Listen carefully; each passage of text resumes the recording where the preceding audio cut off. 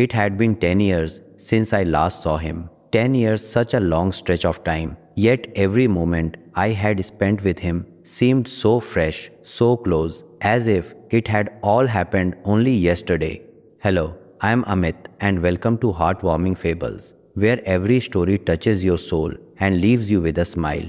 In those years, life had changed me, molded me, carried me into different places and through different people. But somehow, his memory remained like a scar I never wanted to heal.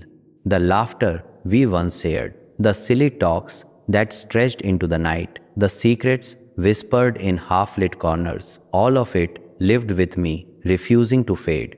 I thought I had moved on. I told myself that life was about moving forward, not holding on to ghosts of the past. I built new relationships, created new bonds, even fell in love for a while. But beneath all that, there was always something unfinished, unsaid, unresolved between him and me. A part of me wondered, was it friendship? Was it love? Or was it something in between that words could never explain? One quiet afternoon, while cleaning the attic of my childhood home, I stumbled upon an old box. Inside it lay photographs, letters, and tokens of a past I thought I had locked away. My fingers brushed against a worn-out photograph, and my heart skipped a beat. It was from our school trip. We stood on the football field, his arm barely brushing mine, both of us laughing like the world outside didn't exist. I stared at that picture for what felt like hours, the corners of my lips curving into a smile I hadn't worn in years. That photograph wasn't just a piece of paper, it was a door to the world we once shared. For nights after that, I couldn't stop thinking about him. What was he doing now? Did he ever think of me? Did he ever regret the way things ended? The silence that grew louder than our words. I didn't know if I wanted to see him again. But my heart whispered things my mind wasn't ready to accept. Then, one day, it happened, the invitation. A school reunion. 10 years since graduation. 10 years since we all walked different paths. My chest tightened as I read the details. A part of me wanted to throw it away, pretend I never saw it. But another part, the part that still lingered in old memories, longed for this chance. Could it be fate giving us another opportunity? Could this be the moment where the unanswered questions finally found their voice? The day of the reunion came faster than I expected. My palms were sweaty, my heart was restless, and my mind kept rehearsing conversations that might never happen. When I walked into the venue, my eyes betrayed me. They weren't looking for old friends, or teachers, or familiar faces. They searched for him, and then, in the midst of the crowd, I saw him. Jeans and a plain t-shirt, just like always. Nothing fancy, nothing showy, just him. And yet, something about him had changed. Maybe it was the way his eyes carried a depth I had never noticed before, or the way he smiled, softer, quieter, like he had lived through storms I could only imagine. My breath caught in my throat. For a moment, the years between us collapsed, and we were just two teenagers again, standing on that football field, laughing.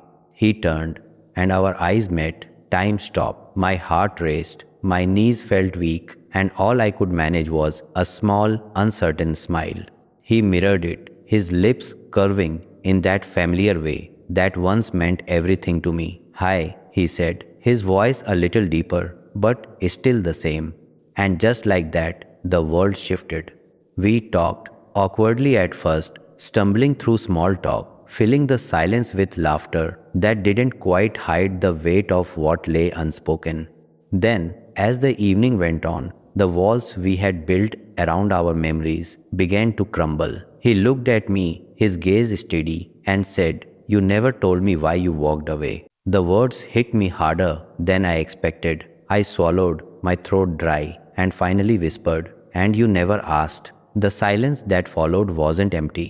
It was heavy, full of unsaid tears and unspoken truths.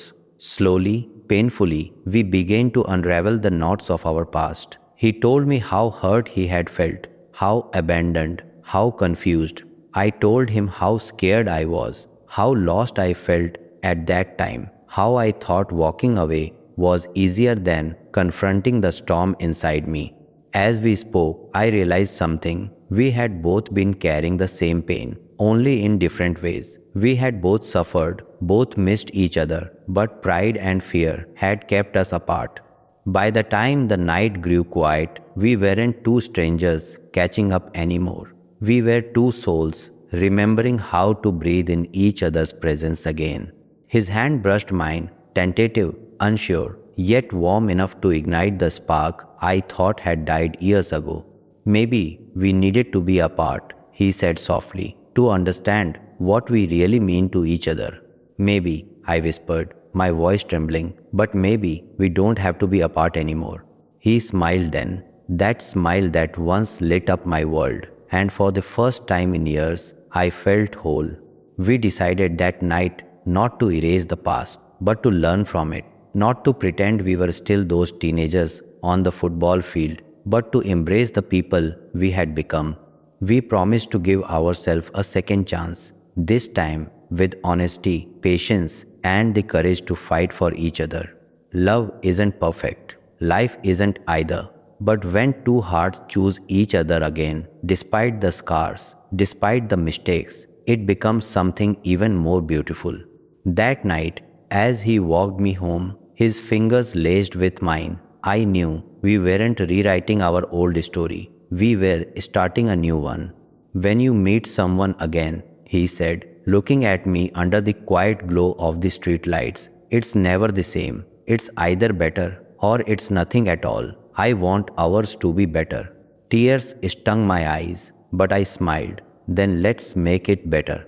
And just like that, after 10 years of silence, pain, and longing, we found ourselves again not where we left off, but where we were meant to be, together.